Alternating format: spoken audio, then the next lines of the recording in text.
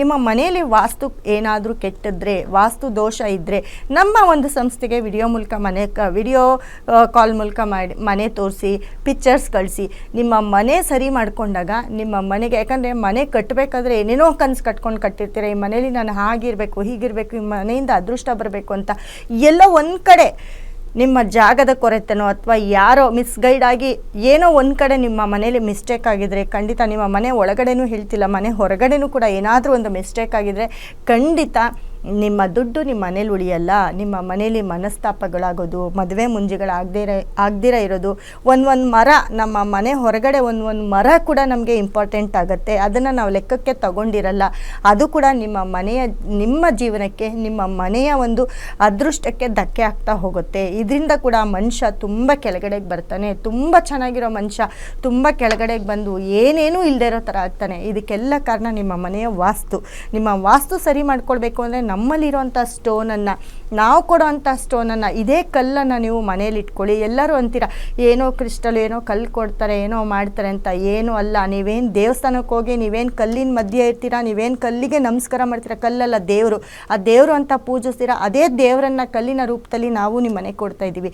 ಆ ಒಂದು ಸ್ಟೋನನ್ನು ನಿಮ್ಮ ಮನೇಲಿ ಇಟ್ಕೊಳ್ಳಿ, ನಿಮ್ಮ ಮನೇಲಿ ಪೂಜೆ ಮಾಡಿ, ನಿಮ್ಮ ಮನೇಲಿ ನಿಮಗೆ ಬೇಕಾಗಿರೋದು ಕೇಳ್ಕೊಳ್ಳಿ. ಒಂದು 5 ನಿಮಿಷ ಆ ಸ್ಟೋನನ್ನು ಇಟ್ಕೊಂಡು ನಿಮಗೆ ಬೇಕಾಗಿರೋದು ಕೇಳ್ಕೊಳ್ಳಿ. ನಿಮಗೇನು ಸಮಸ್ಯೆ ಇದೆ, ಆ ಸಮಸ್ಯೆಗೆ, ಇವಾಗ ನೋಡಿ ಮನೇಲಿ ಗಂಡ ಹೆಂಡತಿ ಸಮಸ್ಯೆಗೆ ಸ್ಟೋನ್ ಕೊಡ್ತೀವಿ, ಅದನ್ನು ಇಟ್ಕೊಂಡು ಅದ್ರ ಬಗ್ಗೆ ನೀವು ಕೇಳ್ಕೊಳ್ಳಿ. ಖಂಡಿತ ನಿಮ್ಮ ಮನೇಲಿ ಆ ಸಮಸ್ಯೆ ಪರಿಹಾರ ಆಗುತ್ತೆ. ನಿಮ್ಮ ಮನೇಲಿ ಡೈವೋರ್ಸ್ ಆಗ್ತಿದೆಯಾ ಅಥವಾ ನಿಮ್ಮ ಮನೇಲಿ ಮದುವೆನೇ ಆಗಿಲ್ವಾ, ಆ ಸ್ಟೋನನ್ನು ನಿಮ್ಮ ಬೆಡ್ರೂಮಲ್ಲಿ ಇಟ್ಕೊಂಡು ದೇವ್ರನ್ನ ಎಲ್ಲಿ ಕುತ್ಕೊಂಡಾದರೂ ಬೇಡ್ಕೊಳ್ಬೋದು.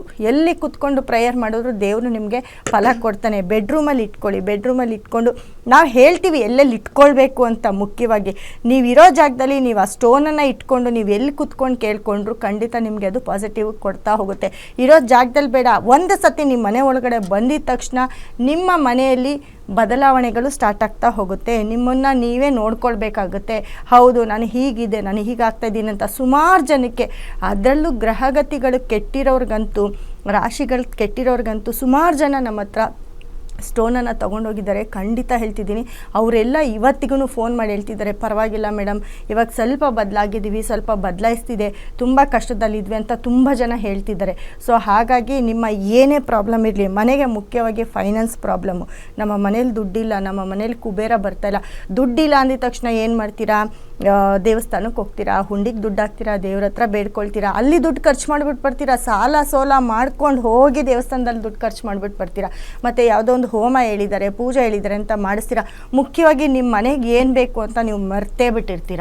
ನಿಮ್ಮ ಮನೇಲಿ ಏನಿದ್ರೆ ನಮಗೆ ದುಡ್ಡು ಬರುತ್ತೆ ಅನ್ನೋದನ್ನೇ ನಿಮ್ಗೆ ಗೊತ್ತಿರಲ್ಲ. ಅದನ್ನು ಒಂದು ಸತಿ ನಿಮ್ಮ ಜಾತಕ ತೋರಿಸ್ಕೊಳ್ಳಿ, ಅಥವಾ ನಿಮ್ಮ ಮೇಲಿಂದ ಮೇಲೆ ಪ್ರಾಬ್ಲಮ್ ಆಗ್ತಿದೆಯಾ, ನಿಮ್ಮ ಪ್ರಾಬ್ಲಮ್ನ ನಮ್ಮ ಹತ್ರ ಹೇಳ್ಕೊಳ್ಳಿ. ನಾವು ಕೊಡೋ ಸ್ಟೋನನ್ನು ನಿಮ್ಮ ಮನೇಲಿ ಇಟ್ಕೊಳ್ಳಿ. ಖಂಡಿತ ಅದು ಯಾಕೆ ನಿಮ್ಮ ಮನೆಗೆ ದುಡ್ಡು ಬರೋಲ್ಲ ನಾನು ನೋಡ್ತೀನಿ. ಇದು 100% ಅಂತ ಹೇಳ್ತಿಲ್ಲ, 1000% ನೀವು ಬದಲಾಗ್ತೀರಾ. ನಿಮ್ಮ ಕಷ್ಟಗಳೆಲ್ಲವೂ ಕರಗೋಗುತ್ತೆ ನೀರಾಗಿ. ಅಂದರೆ ಹಂತವಾಗಿ ನೀವು ತುಂಬ ಚೆನ್ನಾಗಾಗ್ತೀರಾ.